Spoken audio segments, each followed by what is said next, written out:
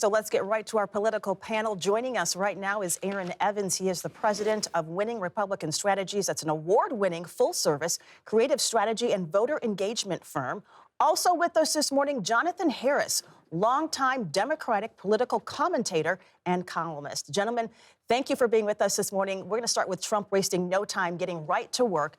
Among the myriad of executive orders he signed, one very far-reaching order is getting a lot of attention. Take a listen to this.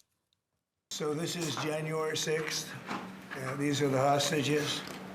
Approximately 1,500 for a pardon. Yes. Full pardon. Full pardon or commutations? Full pardon. We have about 6 commutations in there where we're doing further research. We hope they come out tonight, frankly. Okay, you just heard some of those. They're going to be looking a little bit closer at. The pardons did not differentiate in the first part between people who were convicted of violent felonies and nonviolent misdemeanors. Again, the president said they're going to be looking closer at some of those. We are now hearing from some of those who were indeed released. They were held, some for over 3 years. One attorney who was released is talking now about the corruption they experienced in the legal system during these 3 years. Attorneys coercing many people to lie. The agitators he talked about being placed in the crowd that day. The president has said there will be much more information to come. The evidence that was hidden and destroyed, we're looking to get more on that. I'm going to go to you with this, Aaron. Will the American people finally get the truth? And will the majority of GOP lawmakers support this decision? Look, I think that, at the end of the day, first of all, anyone who assaults a police officer should be prosecuted and should be jailed, regardless of whether they're doing it from the left or the right. And the problem that we've seen over the last 4 years is that Lady Justice has had one eye closed and one eye outside the blindfold, and the scales have been tilted. And I think this is exactly what President Trump is trying to adjust and fix and reset the scales. To be able to show that, at the end of the day, if you're a pro-Hamas protester and you assault police officers, they didn't spend a single night in jail.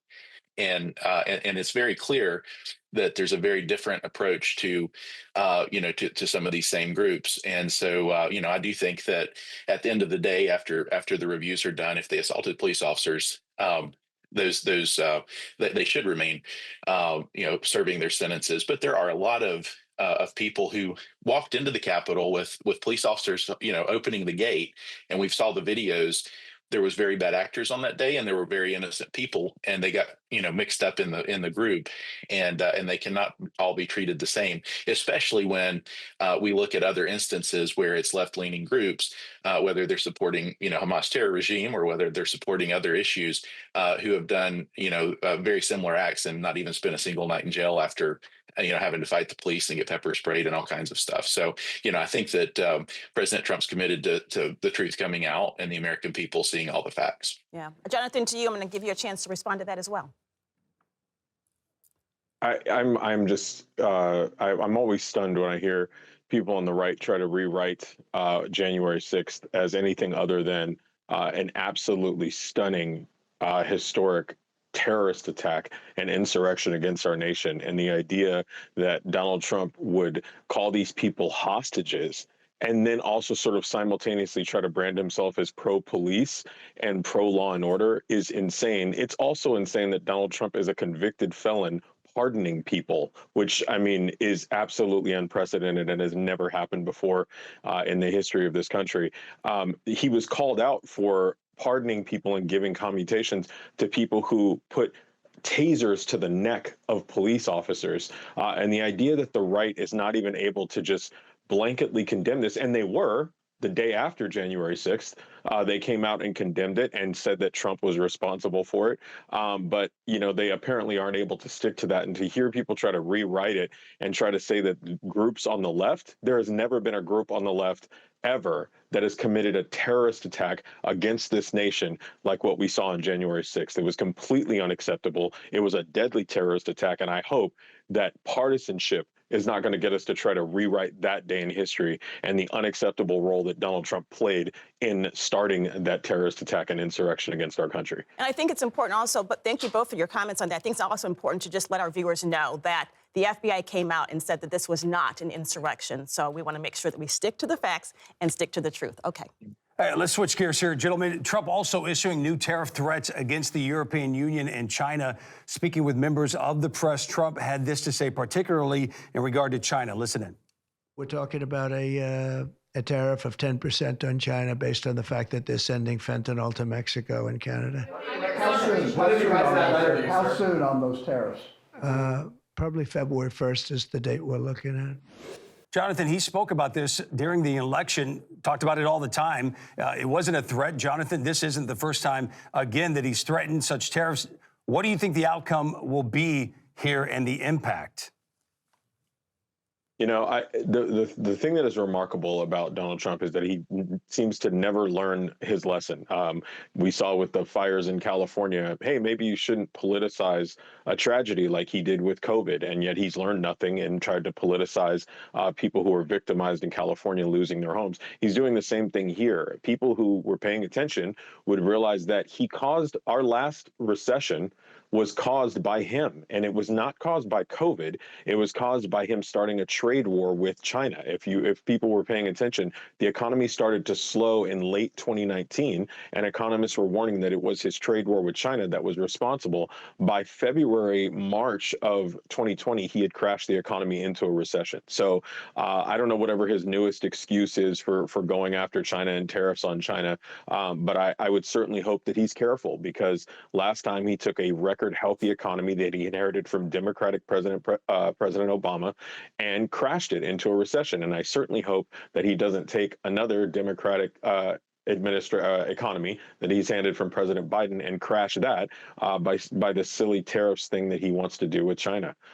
Aaron, this is on the same day that he announced a $500 billion deal that will bring 100,000 jobs to the U.S. Did it make sense to do both, to talk about the tariffs as this as well? Because that was great news.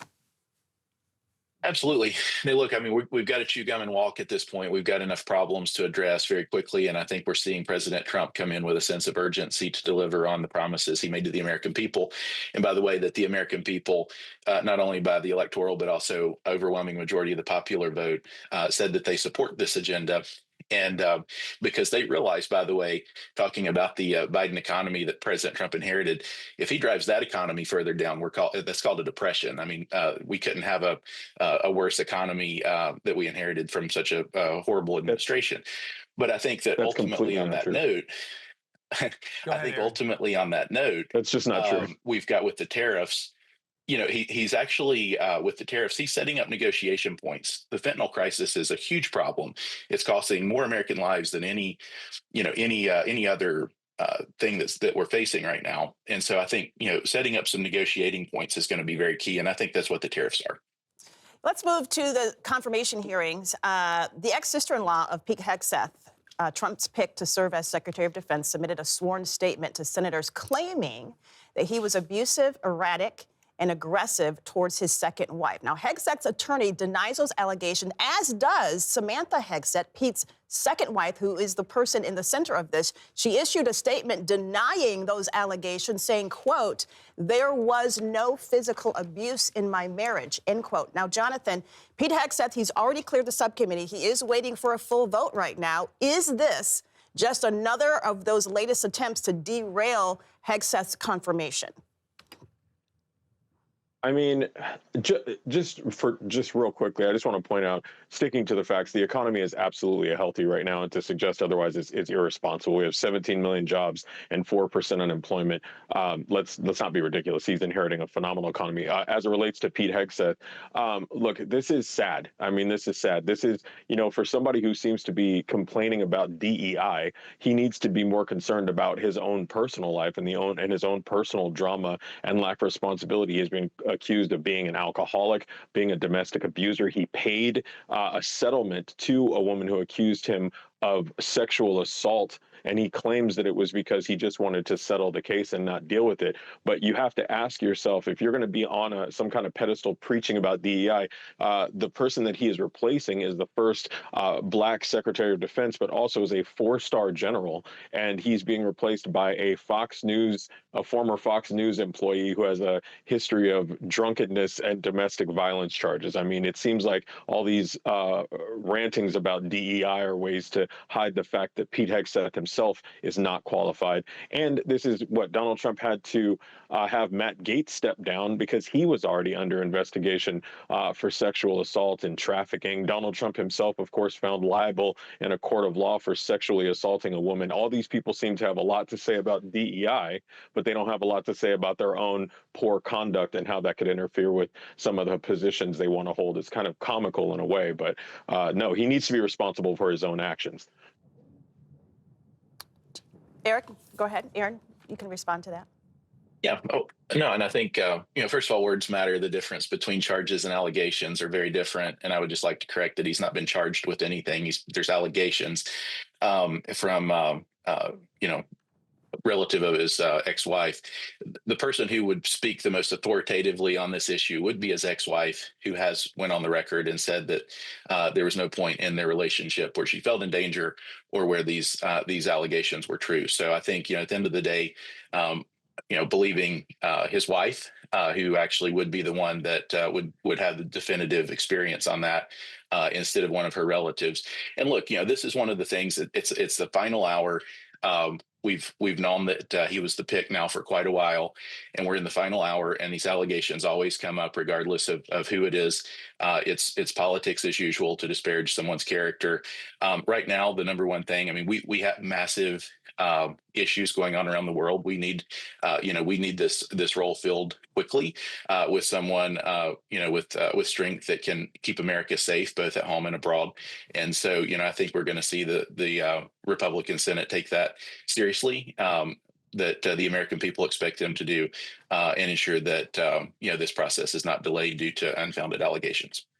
All right. Well, gentlemen. Isn't it a little bit concerning, though, that, there's not anybody saying if these things are true, we would like to have this person step down or step aside, or just for the sake of being above board, why not have this person step aside because he does have a history of having done it, settling a case similar to this, assaulting a woman. Why not just have him step aside so that there's not any controversy about this? Well, I believe that they did actually talk about that in this Senate confirmation hearings. I believe they actually said if that was the case, then many of our senators would be asked to step aside. I don't know, Jonathan, do you want to respond? That had settled a sexual assault lawsuit? No, I'm saying, Aaron, do you want to respond to that? No, look, absolutely. And I think at the end of the day, if people step down due to hypotheticals lobbed by Democrats in the final hour of these processes, we wouldn't have anyone. And I think if there's facts that are there, which none have been presented, there's no evidence, no facts, no criminal proceedings have ever been filed. Again, this is last minute hearsay. And hypotheticals, and we could come up with hearsay and hypotheticals on any litany of issues, and that doesn't disqualify someone from an appointment, no more than it disqualifies someone from being a U.S. senator or U.S. congressman. If these allegations actually had merit and there's real evidence that comes forward, then I think we would all agree that it's a problematic thing. But the only person that would be an authoritative voice on this, who is his ex-wife, says it's not true. So I think that settles it. All right. Well, if he does get confirmed, of course, we will keep him accountable, just like we did Lloyd Austin for the last 4 years. Gentlemen, we appreciate you joining us. Thank you for the insight from both of you. We look forward to having you back on. Thank you. Thank you, gentlemen.